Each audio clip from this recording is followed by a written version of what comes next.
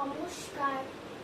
আজ কবিগুরু রবীন্দ্রনাথ ঠাকুরের জন্মদিন, তাই আজকে আমি অঙ্গিরা রয় কবিগুরু রবীন্দ্রনাথ ঠাকুরের লেখা হাট কবিতাটি বলতে চলেছি।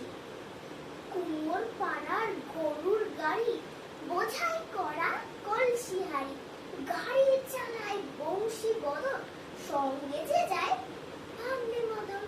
হাট বসেছে শুক্রবারে, বক্সিগঞ্জে পথ পারে, জিনিসপত্র জুটিয়ে এনে গ্রামের মানুষ বেচে কেনে।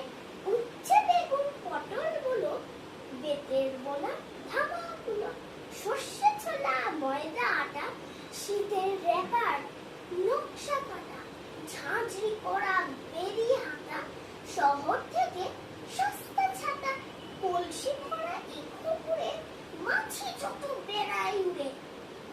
খড়ে রাতি নৌকো বেয়ে আনলো ঘাটে চাষির মেয়ে, অন্ধকানায় পথের পরে গান শুনিয়ে ভিক্ষে করে।